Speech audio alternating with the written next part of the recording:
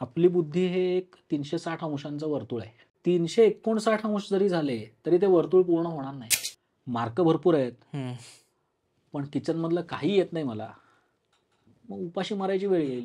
तर त्या पुस्तकी शिक्षणावरती तुम्ही एवढ्या मोठ्या मार्केटमध्ये खंबीरपणे उभे राहाल असं बळ तुमच्यामध्ये येऊ नाही शकत. तुम्हाला वाटतच नाही माझी प्रगती व्हावी, तुम्हाला असं वाटतच नाही की मी ह्याच्यात काही करू शकेन. सगळ्या जगाला कसं सांगता तू कर कर म्हणून, नेमकं माझ्याच पायात खोडा घालता. असल्या तक्रारी करण्यात अर्थ नसतो. हे कधी समजून घेणार आपण की तो मुलगा हे पण जिवंत ब्रेनच आहे.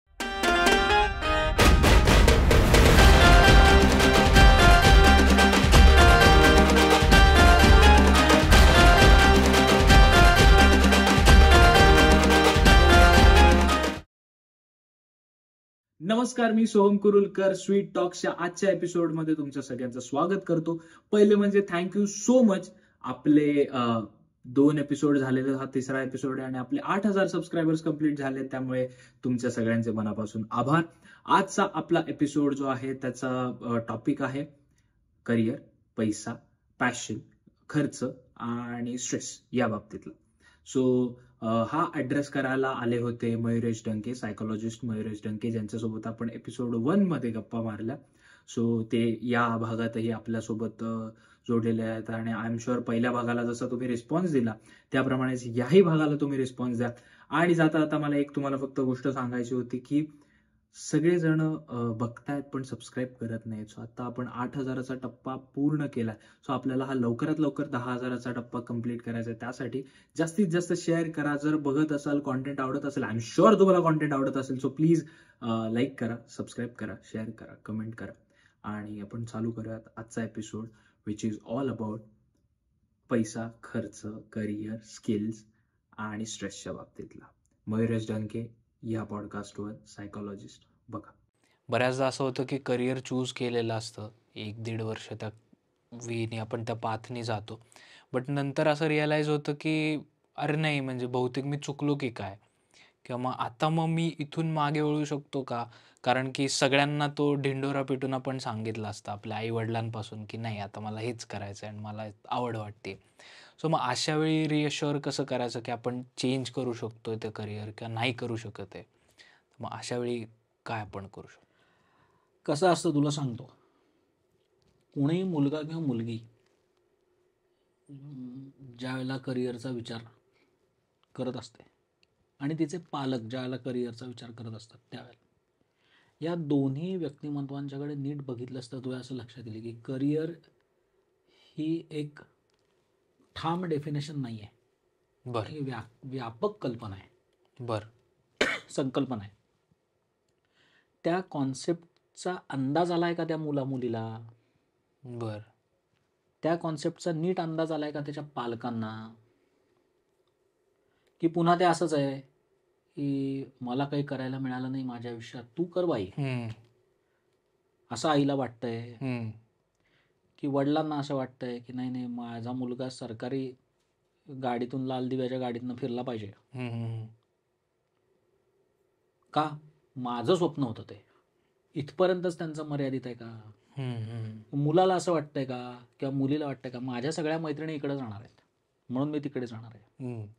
किंवा आता तो वर्ग वाढायला लागला की ज्यांना असं डोक्यात असतं की मला पैसा पाहिजे, पण करिअर म्हणजे फक्त पैसा आहे का? ओके. तर तसं नाही आहे.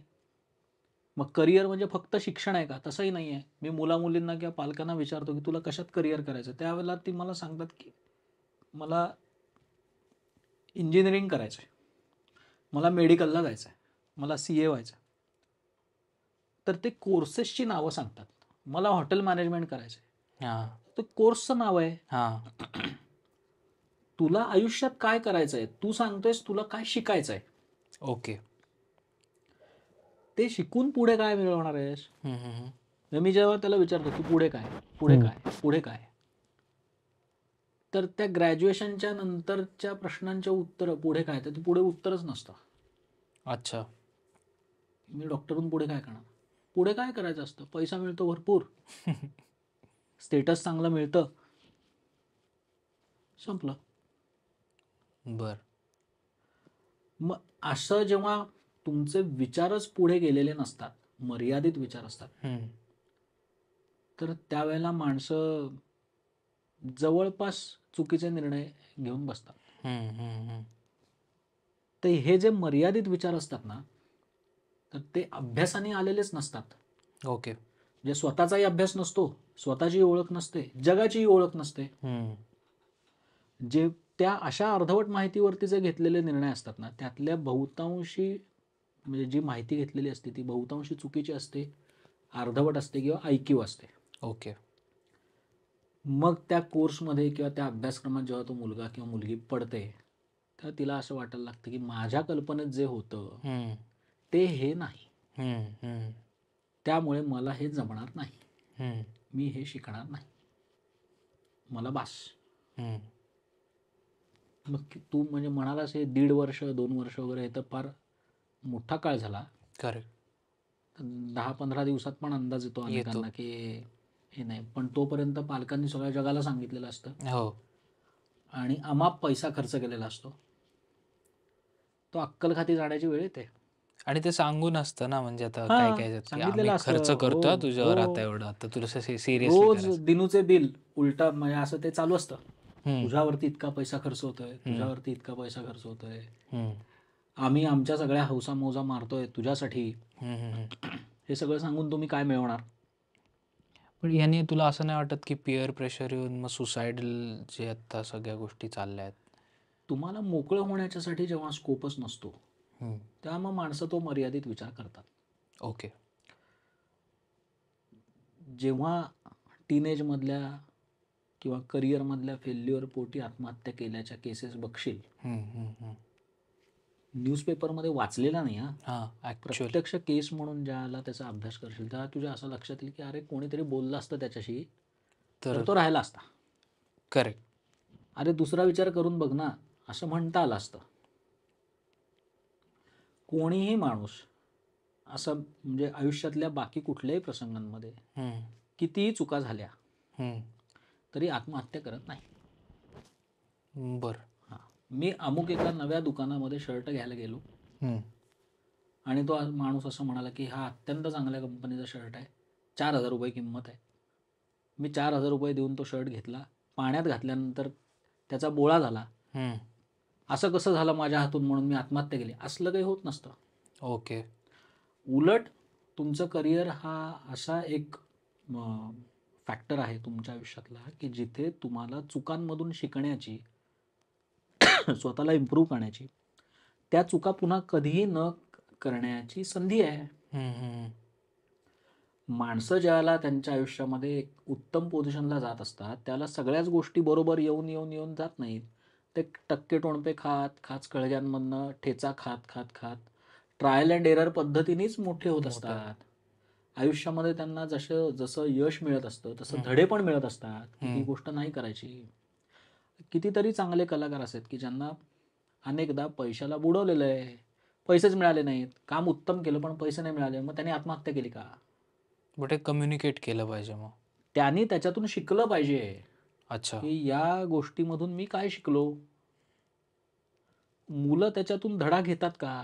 तो धडा घ्यायचा असेल तर त्यांनी चर्चा केली पाहिजे, त्याच्या पालकांनी चर्चा केली पाहिजे. लोक तोंडात शेण घालतील आमच्या, तू असं केलंस म्हणून. आता एवढी मिळालेली मेडिकलला ऍडमिशन मिळालेली असताना तू ती सोडणार आणि आता काय नाटक करायचं असं म्हणणार, तर समाजात आम्हाला तोंड दाखवायला जागा ठेवली नाही, असं जर पालक त्याला म्हणायला लागले तर त्याचे सगळे परिणाम नकारात्मकच निघतात. तुम्हाला त्रास होतोय हे नक्की समजून घेण्यासारखं आहे, पण ते व्यक्त करण्याचा हाच मार्ग आहे का? मग ह्याच्यापेक्षा जी माणसं ह्याच्यामध्ये तुम्हाला चांगला मार्ग सुचवू शकतात अशा लोकांशी तुम्ही का बोलत नाही? हा प्रश्न मी माझ्याच पद्धतीने सोडवीन. असा अट्टास कोणी करावा ज्याला त्या पद्धतीचं नीट म्हणजे आकलन झालेलं आहे, त्यांनी तो करावा.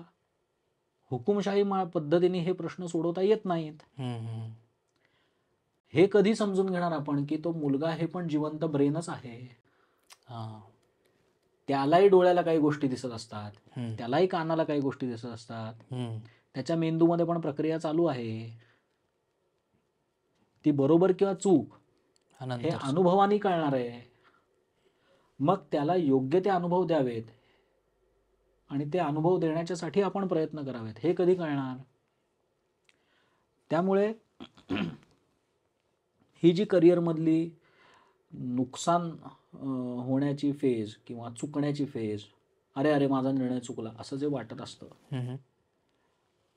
तर ते होऊ नये ह्याच्यासाठी मग आधी त्याचं नीट नियोजन केलं तर हे प्रश्न सुटतील किंवा अपयश येण्याची शक्यता ही कमी होईल. पण दुसरी बाजू अशी आहे की अपयश काही सांगून येत नसतं. आता अशी अनेक करिअर्स आहेत की ज्याच्यामध्ये यश किंवा अपयश हे त्या माणसाच्या हातात नसतं. हम्म.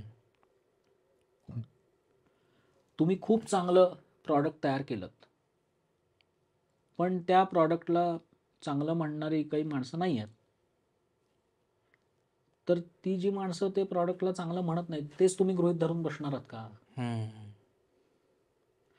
आता ग्लोबलायझेशनचा विचार केला पाहिजे, मार्केट ओपन आहे ह्याचा विचार केला पाहिजे. माझ्या प्रॉडक्टला किंवा मी जे करतोय त्याच्यामध्ये मी एकमेव अद्वितीय आहे का? नाही आहे. माझ्या आधीसुद्धा याच्यामध्ये लाखो करोडो माणसं आहेत, माझ्यासोबत पण याच्यामध्ये लाखो करोडो माणसं आहेत आणि नंतरसुद्धा लाखो करोडो माणसं याच्यात येणारच आहेत, याची मानसिक तयारी ठेवली पाहिजे. ओके. मग नैराश्य येतच नाही, कारण तुमचं स्वीकृती असते ना हम्म. त्या गोष्टी, जे पडेल ती किंमत मोजायला मी तयार आहे, पण मला याच्यातच काम करायचं आहे. हम्म. ह्याच्यासाठी आधी नियोजन हवं. ओके. पूर्ण विचारांती त्या क्षेत्रात उतरायला पाहिजे. ओके. मग अशा वेळेला धोक्यांचा विचार करणं हे काही निगेटिव्ह थिंकिंग नसतं, बर. तो आधी केला पाहिजे की ह्याच्यामध्ये मला धोका किती आहे, ह्याच्यामध्ये मला अडथळे कुठले कुठले येणार आहेत, त्याची कल्पना असायला नको का? असायला पाहिजे. बऱ्याचदा एखाद्या 6 महिन्याच्या किंवा 1 वर्षाच्या कोर्सवरती माणसं त्यांचं 30-35 वर्षाचं करिअर इमॅजिन करतात. हम्म. तोही मोठा धोका असतो. बर.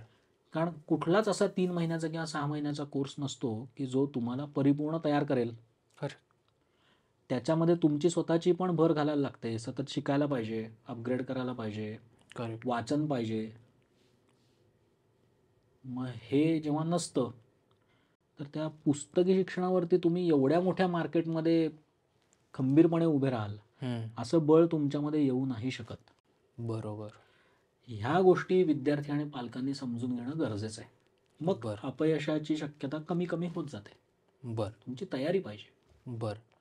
आणि म्हणजे याला जोडूनच दुसरा प्रश्न असा होता की एज्युकेशन आणि स्किल्स, सो म्हणजे ह्याला डिफरन्शिएट आपण कसं करू शकतो आणि त्या अकॉर्डिंगली आपण करिअर चूज करू शकतो का? कसं असतं, ह्याच्यामधला एक फरक, दोन्ही गोष्टी शिकतच असतो आपण. ते पुस्तक, त्याच्यातले धडे, अभ्यासक्रम हे पण शिकतच असतो आणि कौशल्य पण शिकतच असतो.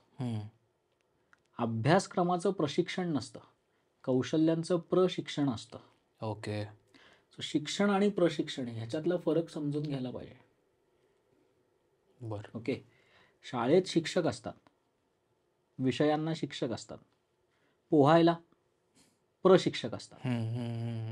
ओके. कायनेस्थेटिक पार्ट जिथे जास्त असतो त्या गोष्टी माणसं परमनंटली शिकतात.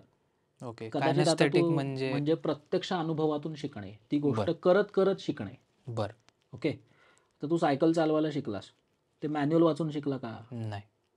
यूट्यूबवरती बघून शिकला का? नाही. नाही. प्रत्यक्ष शिकलास. आता भले मागच्या 10 वर्षात सायकल चालवली पण नसेल, पण आता चालवायला येईल की नाही, की माणसाला विचार करत बसायला लागणार की अरे आता आठवून चालवतो सायकल, असं नाही होणार. नाही. मी 2 वर्ष चहा सुद्धा केला नाही आणि आता नंतर करायची वेळ आली, तर आता मला डोकं खाजवत बसायला लागणार आहे की अरे 1 तास झाला मी विचार करतोय चहा कसा करायचा. असं होत नाही, कारण माणूस ते थिअरॉटिकली शिकलेला नसतो. म्हणजे स्किल्समध्ये आणि पुस्तकी शिक्षणातला फरक तो आहे की स्किल्स ही प्रॅक्टिकली शिकावीत माणसांनी, मग ती परमनंट होतात, उत्तम तयार होतात. बर बर मग सगळ्याच गोष्टी वर्गात शिकायला मिळत नाहीत, काही गोष्टी या वर्गाच्या बाहेरच मिळणार आहेत, काही सगळ्याच गोष्टी शिक्षकांकडून मिळणार नाहीत, काही गोष्टी या त्या क्षेत्रात ऑलरेडी उत्तम काम करणाऱ्या माणसांच्या हाताखाली उमेदवारी करूनच मिळणार आहेत. ओके. म्हणजे उदाहरणार्थ फोटोग्राफी आहे, तुम्ही फोटोग्राफीचे कोर्सेस अवेलेबल आहेत, पण प्रत्यक्ष वर्षानुवर्ष फोटोग्राफी करणाऱ्या माणसाच्या हाताखाली शिकायला गेल्याच्या शिवाय त्यातल्या खाचाखोचा समजणार नाहीत. करेक्ट, बरोबर. ड्रायव्हिंग आहे, तर ड्रायव्हिंग तुम्हाला कोण शिकवू शकतो? जे जो अनुभवी. हां, आता तुम्ही ड्रायव्हिंग स्कूलमध्ये जाल आणि ड्रायव्हिंग शिकून लायसन्स मिळवाल, पण लायसन्स मिळवलेला माणूस लगेच म्हणजे आज मला लायसन्स मिळालं आणि उद्या मी लेह लडाखला गेलो असं नाही होत. त्याला त्यातल्या बऱ्याच गोष्टी अशा असतात की ज्या अनुभवी माणूस शेजारी बसून तो सांगत असतो आणि मग त्याच्याप्रमाणेच तो शिकत शिकत शिकत जाणार आहे. करेक्ट. मग हे जे नंतरचं शिक्षण आहे तर ते तुम्हाला पॉलिश करत जातं. ओके. आता असं आहे की आपण प्रत्येकजण स्किल्सवरती फोकस करा, स्किल्सवरती फोकस करा असं का म्हणतो? कारण त्याची जगात गरज आहे. ओके. असं खूप मोठं जग आहे की जिथे तुमचं शैक्षणिक क्वालिफिकेशन काय आहे ह्याच्यापेक्षा सुद्धा तुम्हाला ती गोष्ट प्रत्यक्ष येते की नाही हे बघितलं जात आहे. अजूनही ते शालेय वयामध्ये तितकं कन्व्हिन्स होत नाही आहे, पण अशी अनेक उदाहरणं आहेत की ज्याच्यामधनं ते कळू शकतं. म्हणजे आता अशा स्पर्धा होतात, विज्ञान प्रदर्शनं होतात, किंवा किल्ले बांधणीच्या स्पर्धा होतात, किंवा राज्यनाट्य स्पर्धेच्या सारख्या नाटकांच्या स्पर्धा होतात. तर अभिनयाचं शिक्षण असतं का अभिनयाचं प्रशिक्षण असतं? अच्छा. मग बालनाट्याची शिबिरं होतात, तर त्याच्यातनं मुलं काय फक्त अभिनय शिकतात का? नाही, ती भाषा पण शिकतात. मग त्या भाषेचा उपयोग त्यांना पुढच्या करिअरमध्ये होईल की नाही? नक्की होतो. स्किल्सची प्रशिक्षणं वाया नाही जात. ओके. कारण ती माणसाच्या मूळ आयुष्याशी खूप घट्ट जवळीक साधलेली स्किल्स असतात. बर. त्यामुळे अनेक प्रसंगांमध्ये माणूस ते स्किल वापरतो. आता काय झालंय की आपण ते त्या सगळ्या गोष्टींची उत्तरं कोर्समध्ये शोधतो, पण बरीच स्किल्स अशी आहेत की जी तुमच्या आजूबाजूच्या माणसांकडूनच तुम्हाला शिकता येतील. ओके. मग ती शिकण्याच्यासाठी संधी पाहिजे, शिकण्यासाठी वेळ पाहिजे. पुस्तकी अभ्यास महत्वाचा नाही का? नक्की महत्वाचा आहे. बर. पण त्याच्या बरोबरीने पण काहीतरी आहे ना. ओके. त्यामुळे करिअरचा विचार करताना 3 गोष्टींचा विचार करावा. त्यात एक आहे करिक्युलर ऍक्टिव्हिटीज, दुसऱ्या आहेत को करिक्युलर आणि तिसऱ्या आहेत एक्स्ट्रा करिक्युलर.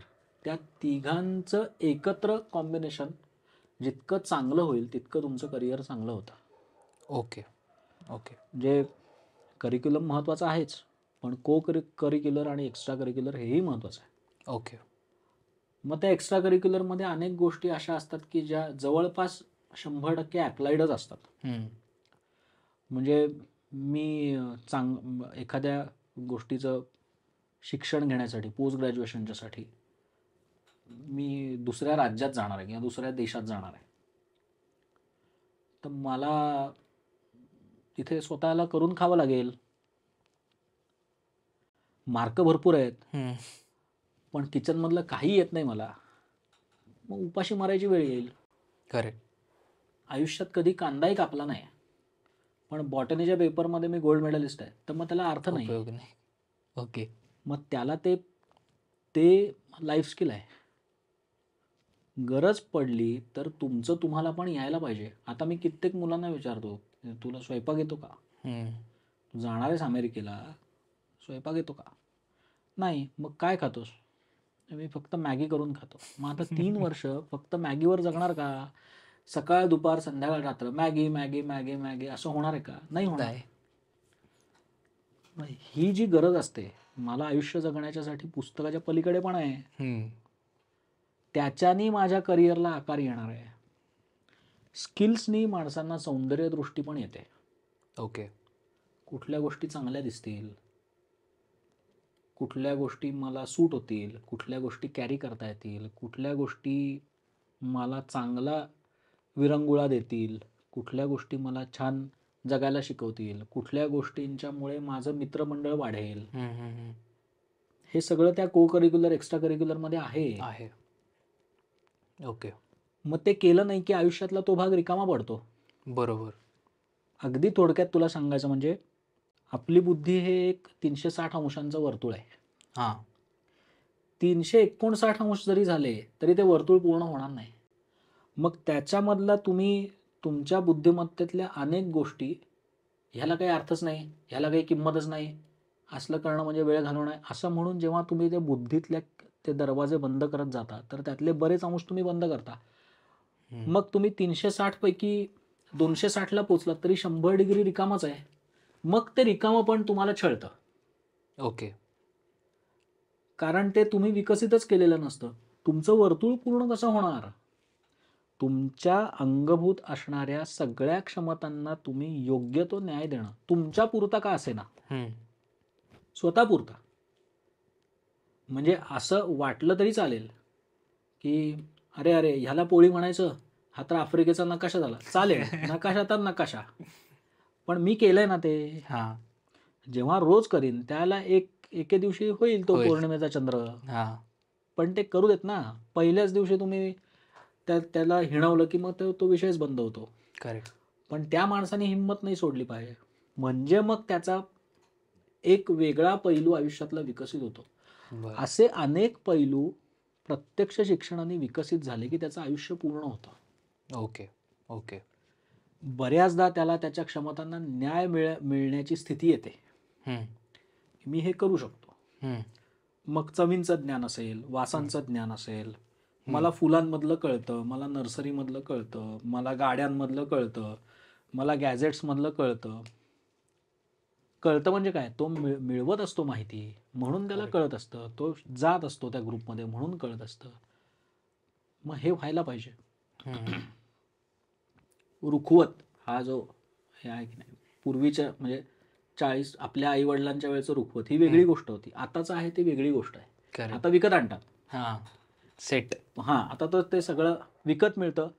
आता रुखवत भाड्याने देणं हे पण एक करिअर झालंय असं लोक म्हणतात. तिथे सेट म्हणून तर ठेवायचं आणि त्याचे पैसे उचलून घेऊन जायचं. पण रुखवत मूळचं काय होतं तर त्या मुलीच्या अंगी किती कलागुण आहेत, तिने ते स्वतः केलेलं असायचं. तर ते स्वतः करणं म्हणजे काय, तर तिची कलात्मक दृष्टी आहे, ती ते शिकलेली आहे, तिला ते येतंय. म्हणजे काय तर माणूस एखाद्या गोष्टीशी आपलं नातं जुळवू पाहतोय. हे नातं जुळवणं जितकं उत्तम जमतं ना तितकं त्या माणसाचं स्वतःशी असणारं म्हणजे काय म्हणू, एक चांगलं बॉन्डिंग क्रिएट होतं. त्याला बोर होत नाही. ओके. कंटाळा येत नाही, आयुष्य वृक्ष झालंय असं त्याला वाटत नाही. ते होणं खूप महत्वाचं आहे. प्रत्येक गोष्टीचा संबंध पैसा कमवण्याशी लावला तर मग त्याला काही करिअर म्हणता येत नाही. काही गोष्टी या पैशाच्या पलीकडे पण बघाव्या लागतात. पैशाच्या पलीकडे बघण्याची आवश्यकता आहे हे आता पालकांनी आणि मुलांनी पण स्वतःशी बोलणं गरजेचं आहे की प्रत्येक गोष्टीचा मी कमर्शियल विचार करावा का, गरज नाहीये. ओके. माझ्या स्वतःसाठी पण काहीतरी केलं पाहिजे. याच्यातनं मला पैसे नाही मिळाले तरी चालेल, पण ते मी करीन कारण मला त्याच्यातनं आनंद मिळतो.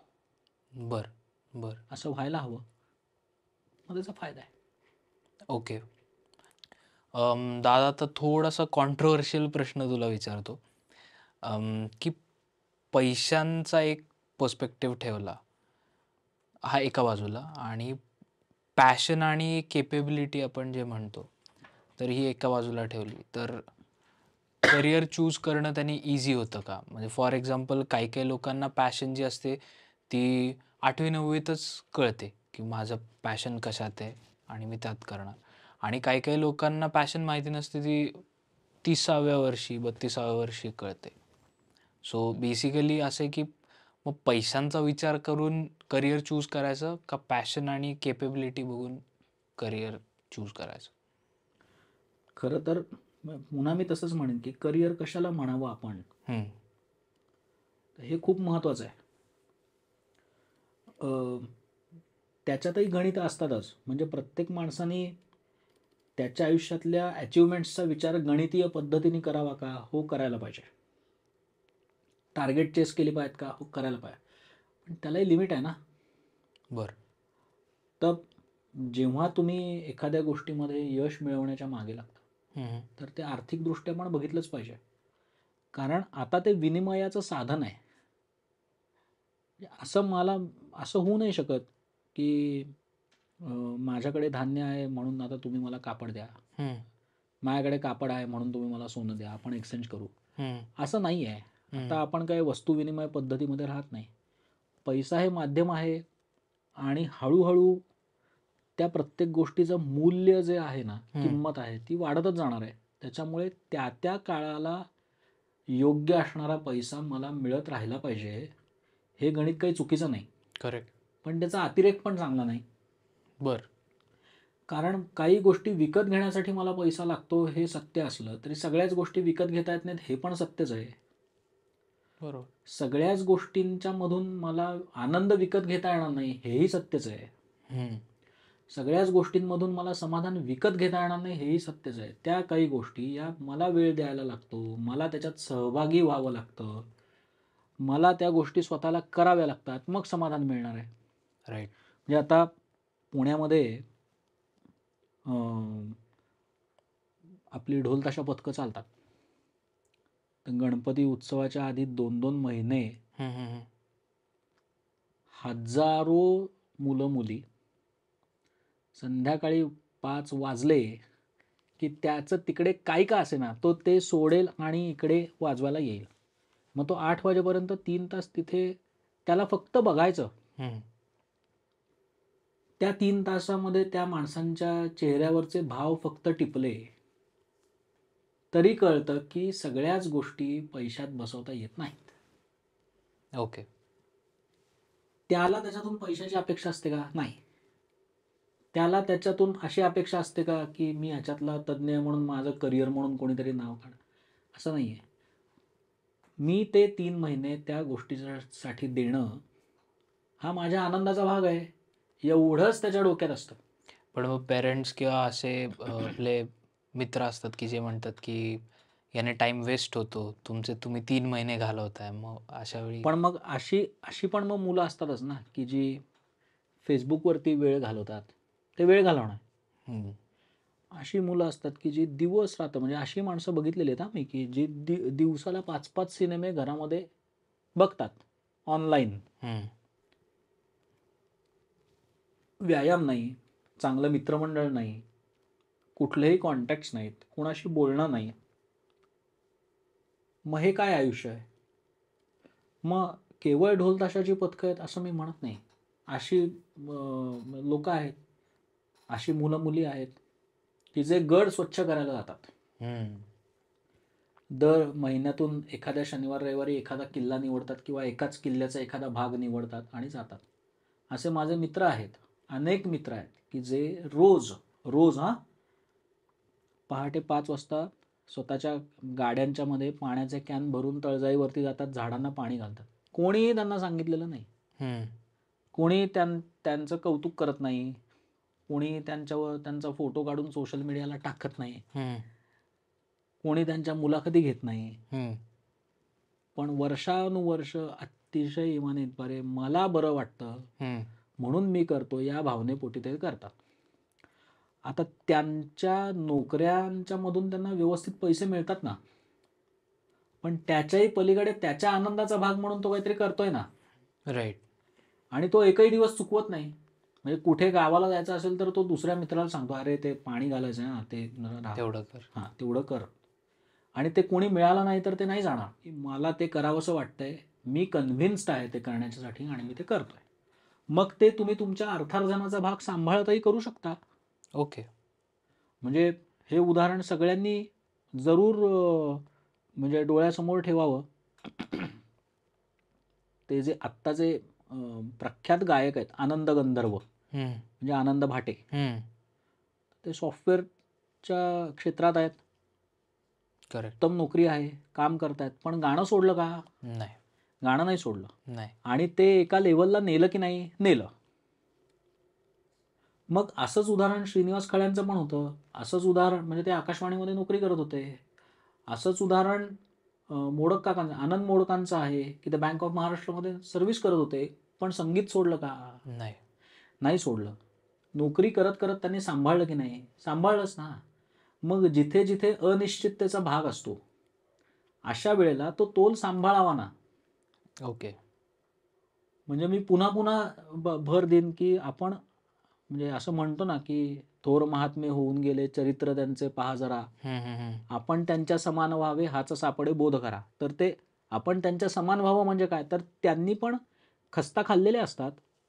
ते कशा खाल्ल्या, कष्ट केले तर कसे केले, लाईफमधल्या काही ॲडजस्टमेंट्स असतात त्या कशा केल्या, हे बघायला पाहिजे. बघणं आवश्यक आहे. त्याच्यातून योग्य तो धडा घेणं आवश्यक आहे.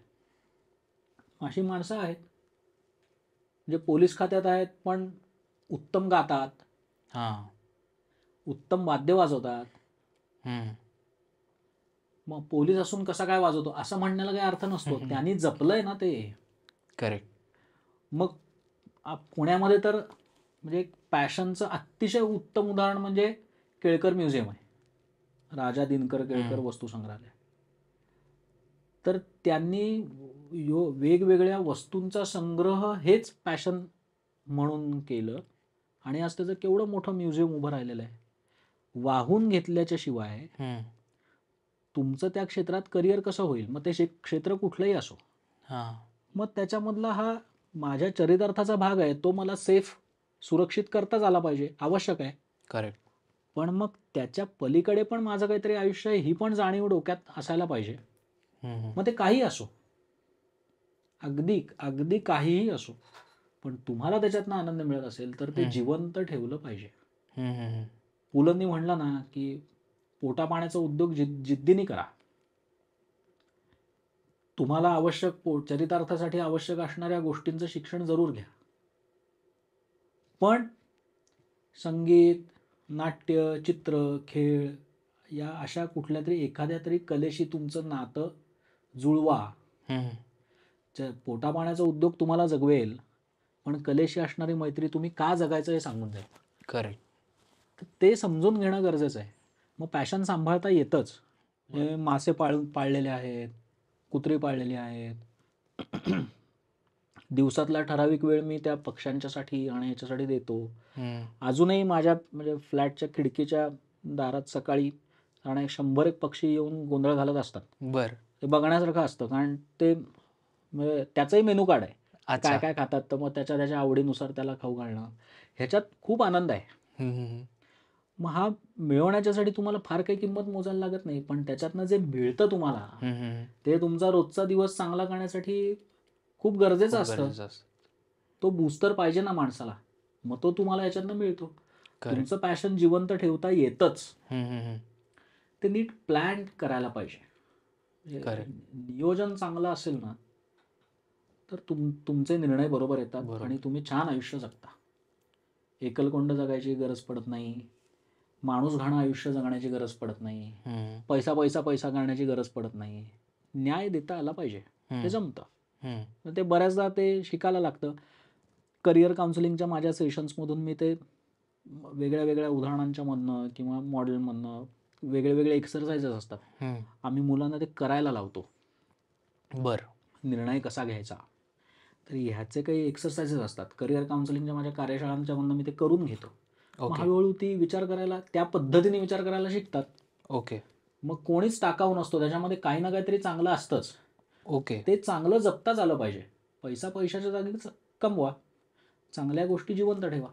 ओके. ओके. संधी मिळेल तसं तसं ते विकसित करा, उत्तम आहे. मला पॅशनच्या याच्यावरून जस्ट एक एक्झाम्पल द्यावं असं वाटतं की जसं तू सांगितलंस की सहकार नगरमध्ये ब्लेड्स ऑफ ग्लोरी नावाचं म्युझियम. हो. सो मी ते आत्ता रिसेंटली व्हिजिट केलं होतं. तर त्याचे जे ओनर आहेत पाटे म्हणून, सो ते व्यवसायाने बिल्डर आणि या कन्स्ट्रक्शन ह्याच्यात आहेत. पण त्यांनी जस्ट एक किस्सा सांगितला होता की ते त्यांच्या कन्स्ट्रक्शन रिलेटेड गोष्टींसाठी सचिनला एकदा भेटले. त्यांनी एन्डॉस केला त्यांचा जो काय ब्रँड होता आणि तिथून त्यांना ते पॅशन एक मिळालं की आपण काही ना काहीतरी कलेक्ट करूयात क्रिकेट रिलेटेड. तेव्हापासून त्यांनी ते कलेक्शन चालू केलं त्याचं तर ते म्युझियम झालं आणि आत्ता त्यांच्याकडे 75,000 क्रिकेट रिलेटेड गोष्टी आहेत आणि आता आय गेस त्यांचं बऱ्याच BCCI वगैरे रिलेटेड गोष्टी चालू आहेत की इंडियामध्ये म्युझियम्स कमी आहेत स्टेडियम्समध्ये, जसं ऑस्ट्रेलियामध्ये आहेत की सिडनीला त्यांचं आहे, MCGला आहे, तसं आता इंडियामध्ये होणार आहे आणि त्याच्यासाठी यांच्याशी त्यांनी टायअप करण्याचं ठरवलं. दादा आता कोविडमध्ये म्हणजे कोविडनंतर बऱ्याच लोकांनी त्यांचे करिअर जॉब्स चेंज केले आणि मगाशी जसं आपण ऑफ टॉपिक बोलत होतो की त्याच्यामध्ये बरेचसे असे लोक आहेत की जे सक्सेसफुली त्यांनी चेंजसुद्धा केलं. म्हणजे जे सॉफ्टवेअरमध्ये होते त्यांनी नंतर वेगळेच स्टार्टअप्स जॉईन केले किंवा स्टार्टअप सुरू केले. बट काही असे लोक आहेत की जे चेंज करायला अजूनसुद्धा घाबरत आहेत की म्हणजे त्यांना ते आता सॅटिस्फॅक्शन म्हण किंवा पेरोल वाईज पण म्हण बरेच गोष्टी कट झालेल्या आहेत. पण ते आता घाबरतात की आता मी कसं चेंज करू किंवा तेवढा कॉन्फिडन्स नाही. सो असं होऊ शकतं की अशा स्टेजला येऊन जर करिअर चेंज केलं किंवा तो जॉब चेंज केला, पाथ चेंज केला डिरेक्टली, असं नाही की सॉफ्टवेअरची कंपनी सोडून सॉफ्टवेअरच जॉईन केली, बट पूर्ण करिअर पाथच चेंज केला, तर तो एक टर्निंग पॉईंट एक वेगळा ठरू शकतो. ऑफकोर्स म्हणजे जर तुम्ही योग्य अभ्यासाने ती गोष्ट मिळवलेली असेल तर तो टर्निंग पॉईंट पॉझिटिव्ह होतो. आता हे कसं करता येईल, तर मला केवळ इच्छा आहे, अमुक एक करून बघण्याची इच्छा आहे किंवा मला असं वाटतंय की मला हे जमेल, ह्या गोष्टीला वास्तविक आयुष्यात काही अर्थ नसतो. बरं. त्याच्यामुळे जेव्हा तुम्हाला हे कळतं की माझं पॅशन वेगळं आहे पण आत्ता अर्थार्जनाच्यासाठी मला हे करणं शक्य आहे, तर तेव्हापासून तुम्हाला तुमच्या भवितव्याची तरतूद पण करता आली पाहिजे. ओके. जे आपली मोठी माणसं पूर्वी जे सांगायची की तुम्ही साठवणूक करा किंवा गुंतवणूक करा, तुमच्या खर्चावरती तुम्ही नियंत्रण ठेवा, मग तेव्हा काय होतं तर तुमचे कोश सगळे भरले जातात. ओके. जेव्हा तुम्हाला ड्रास्टिक डिसिजन घेण्याची वेळ येते किंवा आता माणसाला कधी कधी ते असंही होतं की आता हे करणं बास झालं, आता मी माझ्या मनाचं जे आहे ते मी करणार आहे, अशा वेळेला त्याने त्याचे अकाउंट्स चेक करायला लागतात. की समजा आता मी नवीन काहीतरी करणार आहे आणि मला सेटल व्हायला समजा 2 वर्ष लागली, तर 2 वर्ष माझं घर चालणार कसं? मग 2 वर्ष ते चालावं असं माझ्याकडे काही आहे का? बॅकअप आहे का? माझी ती आर्थिक तरतूद त्या दृष्टीने मी केलेली आहे का? कधीतरी मी हा निर्णय घेणारच होतो, पण मग आता ते आहे का माझ्याकडे? ज्यांच्याकडे ते असतं किंवा सेकंड इन्कम असतं की मला बदलायचं आहे पण माझ्या बायकोला पगार चांगला आहे, मग मी ते बदलीन, तर मग त्यांना ते साधतं. कारण एका बाजूने एक निश्चिंत झालेला असतो तो माणूस की हां मला उपाशी मारण्याची वेळ येणार नाही आहे, मग आता मी हे शिकतो आणि करतो. पण तेवढं अंडरस्टँडिंग पाहिजे. हां, म्हणून सुरुवातीपासून अगदी करिअरच्या म्हणजे तुम्हाला 21व्या वर्षी तुम्ही कमवायला लागलात, 22व्या वर्षी कमवायला लागलात, 23व्या वर्षी कमवायला लागलात, तर तेव्हापासूनच तुम्हाला ती सवय लागायला पाहिजे की ह्याच्यामधलं मी वापरण्याचे पैसे किती आहेत, साठवण्याचे किती आहेत आणि गुंतवण्याचे किती आहेत. ओके. करिअर प्लॅन करताना ह्या गोष्टीचा विचार 100% केलाच पाहिजे की यातल्या कुठल्या पैशाला मी हात लावणार नाही, यातल्या कुठल्या पैशाचा विनियोग मला कशासाठी करायचा आहे आणि मला हे अमुक गोष्टींच्यासाठी हात खर्चाला पैसे लागतात, ते मी कसे ठेवायचे, बरं, तेही कसे वापरायचे. म्हणजे ज्याला आपण म्हणू की अकाउंट्स शिकणं प्रत्येकाने गरजेचं आहे. तुम्ही कोणी असा, तुम्ही सायन्सचे असा, आर्ट्सचे असा, इंजिनिअरिंगचे असा, मेडिकलचे असा, तुम्हाला बेसिक अकाउंट्स कळलं पाहिजे. ओके. जमा आणि खर्च, हिशोब, व्यवहार हे कळलं पाहिजे आणि मग बेहिशोबी व्हायचं नाही, हे तत्व सांभाळता आलं पाहिजे. म्हणजे तुम्हाला ते पुढचे डिसिजन तुमच्या पॅशनप्रमाणे घेणं शक्य होतं. जे उदाहरणार्थ असं आहे की मला फोटोग्राफीची आवड आहे, तर सुरुवातीलाच मी कमवायला लागलो आणि मी लगेच मोठा कॅमेरा घेतला, गरज नाही. हम्म. आता अशी सोय आहे की तुम्हाला कॅमेरा रेंटवर पण मिळू शकतो. हां हां. मग तुम्ही जेव्हा जेव्हा तो वापरू इच्छिता त्यावेळेला तुम्ही त्याचं भाडं भरा, लेन्सचं भाडं भरा हम्म. आणि ते घ्या. हम्म. 2 लाख रुपयाचा कॅमेरा घेणं किंवा 1.5 लाख रुपयाचा कॅमेरा EMI वर घेणं ह्याच्यापेक्षा 2,000 रुपये रेंटने कॅमेरा घेणं कधी पण चांगलं कधी आहे. सांग. मग तुम्ही तुमच्या बेसिक गरजा आधी सिक्युअर केल्याच्या नंतर 2-3 वर्षांनी ते लेटेस्ट मॉडेल आल्याच्या नंतर घेतला तर तुम्हाला त्याचा आनंद मिळेल. Right. माझ्याकडे पैसे साठलेले आहेत त्या गोष्टीच्यासाठी वेगळे काढलेले आहेत आणि मग मी ते घेतलं तर ठीक आहे. हम्म. हम्म. पण माझ्या बाकीच्या गरजा मी अर्धवट तशाच सोडल्या आणि एवढी मोठी गुंतवणूक करून बसलोय हम्म. त्या वस्तूमध्ये. हम्म. आता मला दिवसातनं 14 तास काम करायला लागतं, त्या वस्तूकडे बघायला मला वेळ पण नाही आणि गेलं 1 वर्षभर मी तो कॅमेरा बाहेर पण काढला नाही, तर त्या 2 लाख रुपयाचं करायचं काय? करेक्ट. याच्यापेक्षा मला जेव्हा पाहिजे त्यावेळेला मी भाड्याने घेतो, हम्म. वापरतो, परत करतो. हम्म. तर मार्ग काढता येतात. त्याच्यासाठी म्हणून अवाजवी गुंतवणुकी करण्याची गरज नसते. हम्म. जेव्हा तुम्ही करिअरच्या सुरुवातीलाच तुमच्या अशा लायबिलिटीज वाढवता की आता पगार झाला ते दणकून एकदम ऑनलाईन शॉपिंग केलं, हम्म. पगार झाला म्हणून पार्टी देऊन टाकली, त्याचं बिल 10,000 रुपये झालं, असे जेव्हा पैसे उडवतात मुलं, मग कोविडसारखी स्थिती आल्यानंतर क्रंच बसतो. करेक्ट. मग तो क्रंच बसू नये याच्यासाठी नीट हिशोबाने नियोजन करावं. उलट आता असं झालंय की सिस्टमॅटिक इन्व्हेस्टमेंट्सच्यासाठी अनेक तज्ज्ञ मदत करतात. तुमच्या महिन्याचं आर्थिक प्लॅनिंग कसं करावं ह्याच्यासाठी अनेक जण मार्गदर्शन करतात. त्यांची यूट्यूब चॅनल्स आहेत, त्यांचे ब्लॉग्स आहेत, त्यांच्या कन्सल्टन्सीज आहेत, त्याच्यावरची पुस्तकं आहेत. हम्म. मग हे सगळं करावं ना माणसाने, प्लॅनिंग. तर मग भविष्य काळामध्ये त्रास होत नाही. मग तुम्हाला 5 वर्षानंतर लाईन बदलायची, 8 वर्षाच्या नंतर लाईन बदलायची, तुमचं स्वतःचं काही चालू करायचं आहे, करता येऊ शकतं. हम्म. तुमचा कायद्याचा जुजबी अभ्यास पाहिजे, गुंतवणुकीचा अभ्यास पाहिजे, हम्म. तुमचा पंचवार्षिक योजना कशा कराव्यात, पुढची नियोजनं कशी करावीत, ह्याचं थोडी तरी माहिती तुम्हाला असणं गरजेचं आहे. त्याच्यावरती योग्य त्या माणसांची चर्चा करता आली पाहिजे. म्हणजेच मग तुम्ही एखाद्या क्षेत्रामध्ये जे काम करताय ते अर्थपूर्ण कसं व्हावं ह्याच्याकडे तुम्ही जाता. ओके. कित्येक करिअर्समध्ये जेव्हा मुलं करिअरला सुरुवात करतात आणि पुढे जाऊन त्यांना वेगळं काही करायचं असतं, हम्म. तर अशा लोकांना मी सल्ला देतो की तुम्ही आधी पहिल्यांदा एखाद्या चांगल्या चार्टर्ड अकाउंटंटशी चर्चा करा. ओके. जी मुलं माझ्याकडून करिअर काउन्सिलिंग घेऊन गेली आहेत आणि पुढे नोकरीला लागलेली आहेत, तर म्हणजे ती संपर्कात असतात, हम्म. ज्याला येतात त्यावेळेला मी त्यांना सांगतो की आता तुझ्या आर्थिक आयुष्याची सुरुवात आहे ना, हम्म. तू सुरुवातीपासूनच एखाद्या उत्तम चार्टर्ड अकाउंटंटशी चर्चा करत जा बर. की मला महिन्याला 50,000 रुपये मिळतात, आता ह्याचं नियोजन कसं करू. IQ माहितीवरती काही करण्याच्या पेक्षा सिस्टमॅटिकली तज्ज्ञ माणसाकडून ते जाणून घेऊन करत राहणं हे गरजेचं असतं. ओके. मग कोविडसारख्या सिच्युएशन्स येतात त्यावेळेला त्रास होत नाही. आता दुसरा जो त्याच्यातला भाग आहे की कोविडमधून त्या माणसांनी काही वेगळं करायला घेतलं आणि ते यशस्वी पण झाले, तर ते यशस्वी झाले तर केवळ त्यांच्या यशाकडे बघून उपयोग नाही. बर. त्याच्या मागे इच्छाशक्ती पण लागते, आर्थिक बळ पण लागतं, त्या क्षेत्रातलं ज्ञान पण लागतं. बर.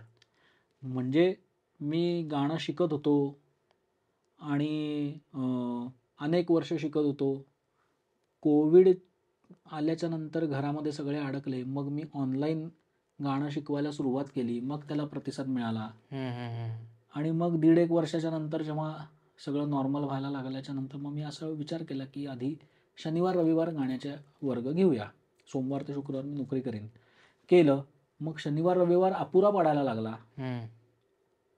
मग मी 1.5-2 वर्षांनी असा निर्णय घेतला की आता मी नोकरी करणं थांबवीन आणि पूर्ण वेळ गाणं शिकवेन. बर. पण मग लोकांना दिसताना काय दिसत असतं, ज्यांचं अरे नोकरी सोडली आणि पूर्ण वेळ गाणं शिकवायला लागला तरी त्याचं सगळं उत्तम चालू आहे.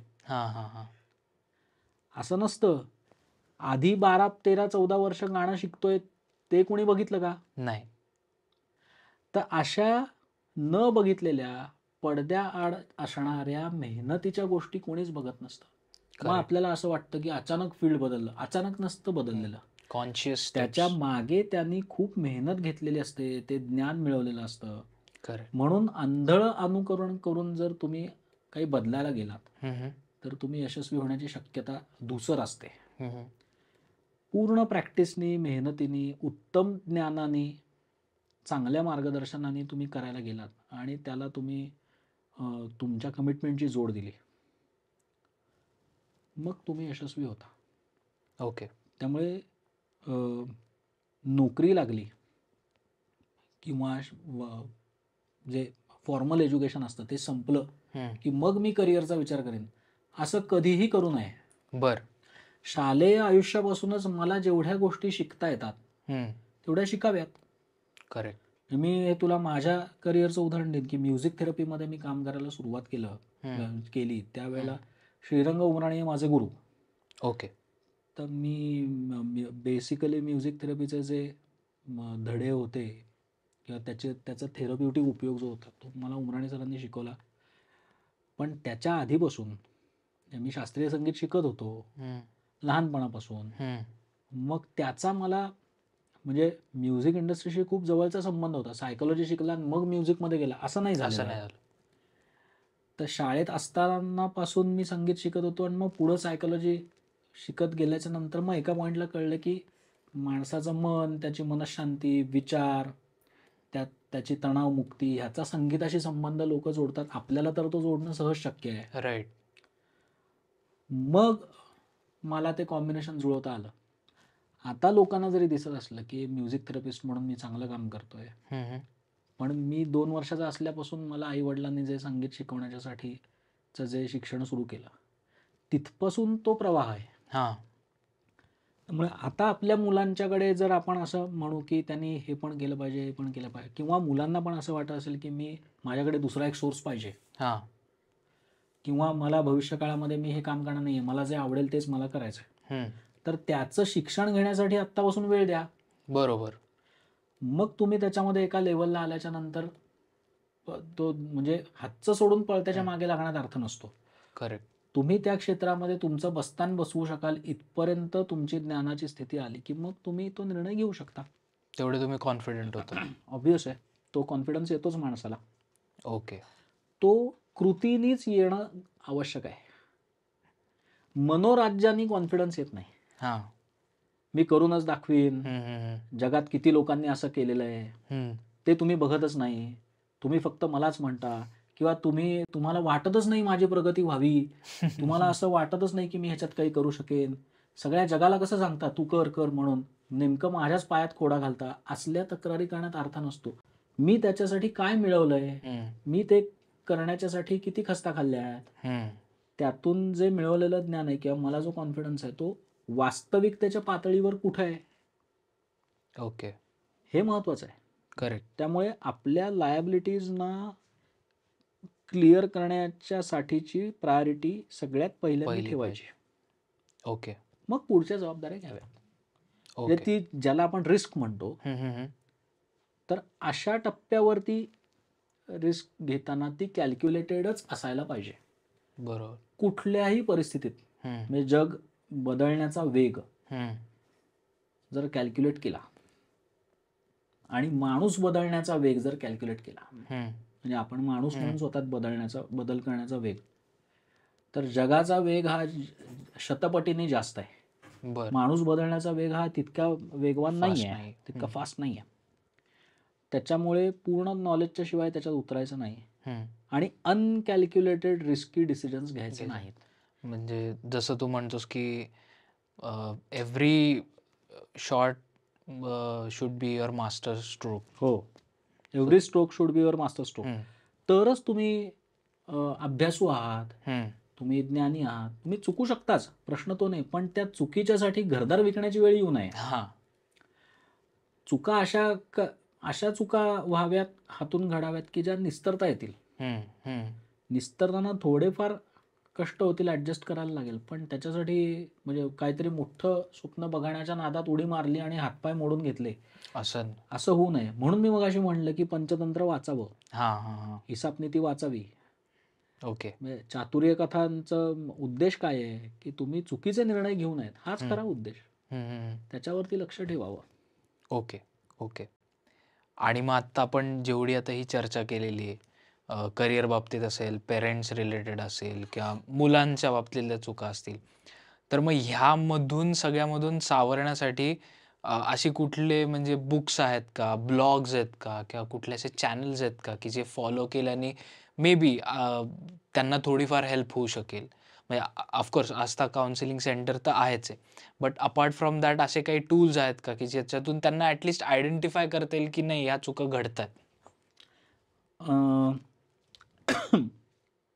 एक म्हणजे माणसाचं वाचन चांगलं पाहिजे. हं,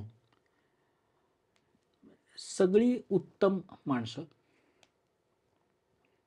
ही दिवसातला काही वेळ वाचनाच्यासाठी देतात आणि कुठलेही विषय त्यांना वर्ज्य नसतात. हं, म्हणजे वाचावं कसं ह्याच्यावरती मी अनेक ब्लॉग्स लिहिलेले आहेत, हं. माझ्या वॉलवरती आहेत, ते वाचता येतील लोकांना.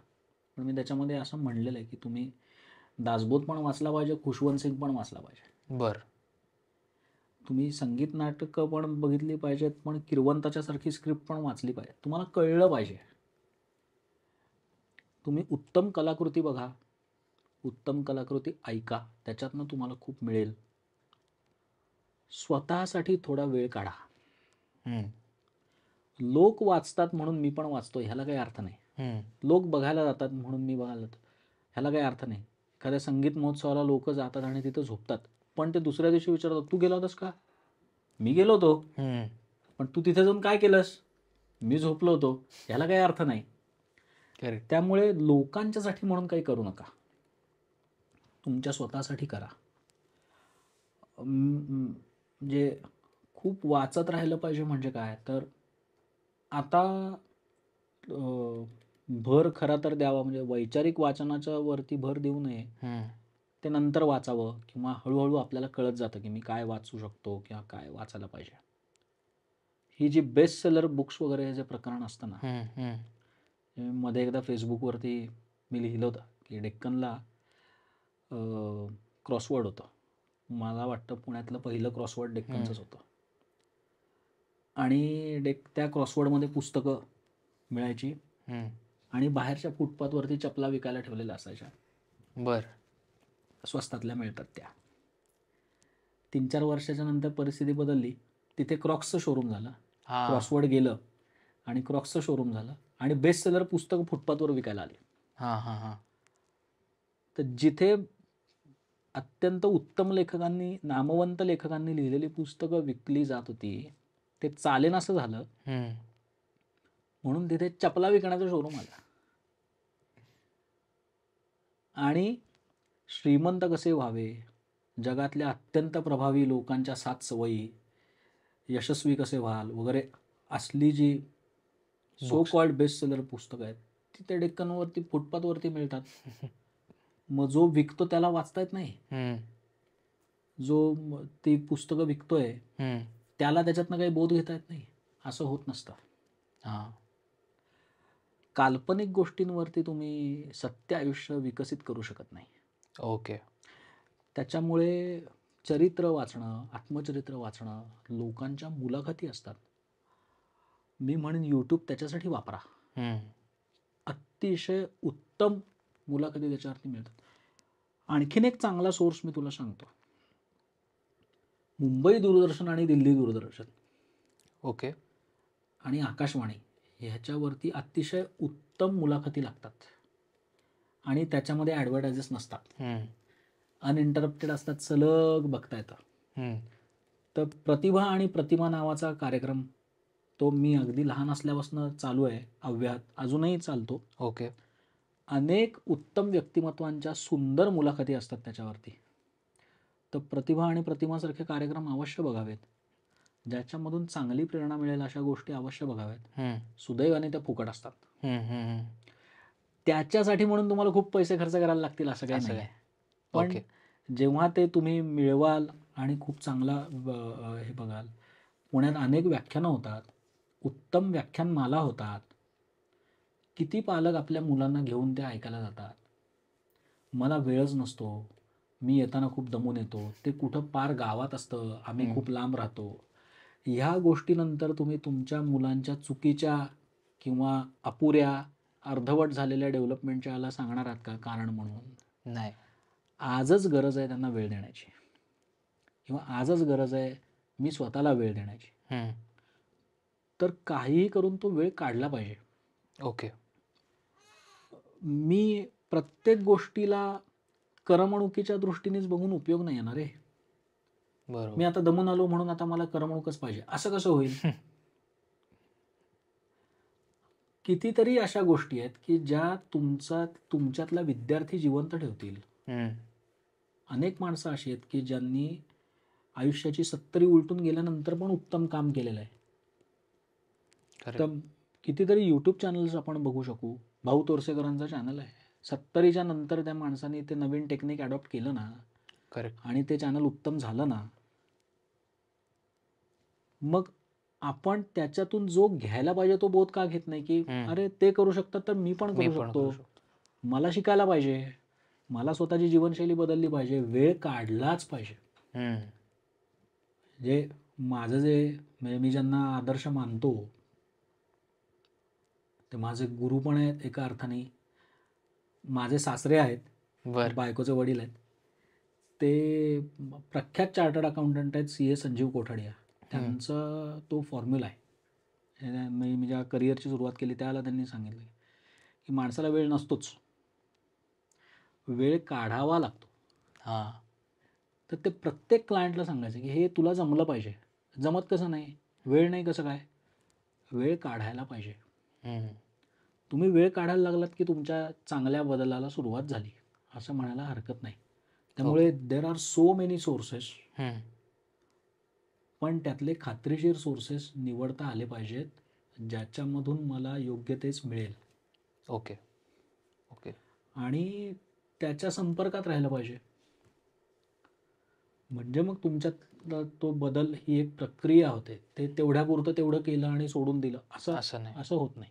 कन्सिस्टन्सी पाहिजे. कन्सिस्टन्सी पाहिजे आणि निर्णय घेण्याची घाई नाही करायला पाहिजे. हम्म. मी आधी ते सगळं बघतो, अभ्यासतो, त्याच्यावर विचार करतो, मग निर्णय घेतो. हम्म. मग ते सोपं होईल. मुलांच्या बाबतीत पण तसंच करायला पाहिजे बर. की त्यांना आधी जगू द्या. म्हणजे जसं ते 3 इडियटमध्ये म्हणलेलं आहे की खरं बोलण्याची किंमत म्हणजे मी उडी मारली वर्णन हाडं मोडल्याच्या नंतर कळलं की वास्तविक विचार कसा करायचा कसं? असतो, असं तो राजू रस्तोगी जे सांगतो. हम्म. त्याच्यामुळे तुम्ही मला डिप्लोमॅटिकली काही खोटं बोलायला सांगाल हम्म. किंवा जे माझ्या मनात नाही आहे ते बोलायला सांगाल तर ते मला जमणार नाही. जमणार नाही. त्यापेक्षा तुमची नोकरी तुम्ही तुमच्याकडे ठेवा, हम्म. माझी जेन्युनिटी मी माझ्याकडे ठेवतो. ही अक्कल मला माझी हाडं मोडून घेतल्यानंतर आलेली आहे, असं तो जे म्हणतो ना हम्म. हम्म. त्याला अर्थ आहे ओके. की तुम्ही जेन्युइन असणं ही तुमच्या आयुष्यातली फार मोठी संपत्ती आहे. मी जे करतो ते मनापासून करतो, हम्म. जगाला दाखवण्यासाठी काही करत नाही. काय करत. तर मग आपल्याला असं वाटतं आणि आपसूक वाटतं की मी ह्याच्यासारखं जगावं, हम्म. हम्म. हम्म. माझं आयुष्य ह्याच्यासारखं असावं, मी ह्याच्यासारखं हसावं, कारण ते नैसर्गिक असतं. राईट. मी ह्याच्यासारखं वागावं, मी मित्रांसोबत गप्पा ह्याच्यासारख्या माराव्या, हा कसला आनंदाने जगतो मी तसं जगावं, हा किती सुंदर टाळ्या देऊन हसतो मी तसं हसावं. हम्म. ते काय कृत्रिम हसून होत नाही. मग तो तसा का आहे हे जरा सूक्ष्मात जाऊन बघावं ना, हम्म. ते जास्त चांगलं असतं.